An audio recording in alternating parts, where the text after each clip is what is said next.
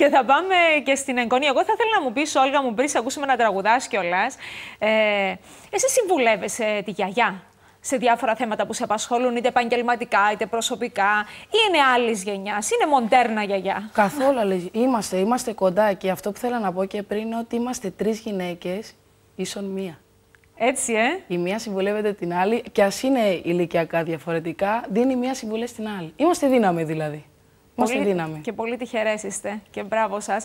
Ο Σωτήρης Τσιλίκας είναι στο μπουζούκι. Είμαστε μαζί στο μαγειρίο ταβερνάκι στη Λεμεσό. Ωραία. Μαζί, ναι. Τι θα ακούσουμε από σένα, Όλγα?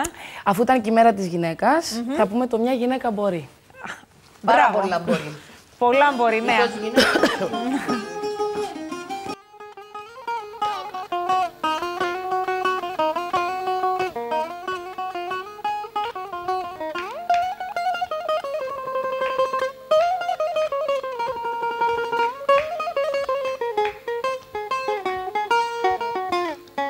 Μη φοβάσαι και προχωρά, είμαι εγώ στο πλάι σου, στη ζωή στην ανηφόρα και στο προσκεφάλι σου.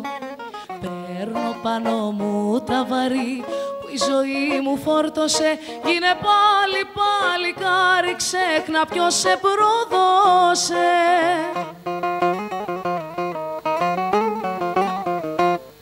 Μια γυναίκα μπορεί τη ζωή σου να αλλάξει, μπορεί μια γυναίκα μπορεί να χαράξει καινούρια αρχή. Μια γυναίκα μπορεί τη ζωή σου να αλλάξει, μπορεί μια γυναίκα μπορεί να χαράξει καινούρια αρχή.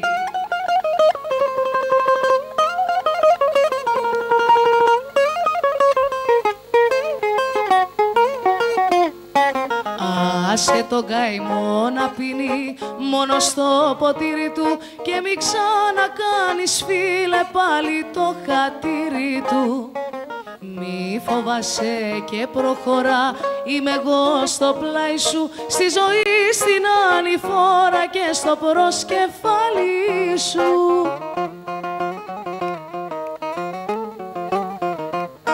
Μια γυναίκα μπορεί τη ζωή σου να αλλάξει, μπορεί μια γυναίκα μπορεί να χαράξει καινούρια αρχή. Μια γυναίκα μπορεί τη ζωή σου να αλλάξει, μπορεί μια γυναίκα μπορεί να χαράξει καινούρια αρχή.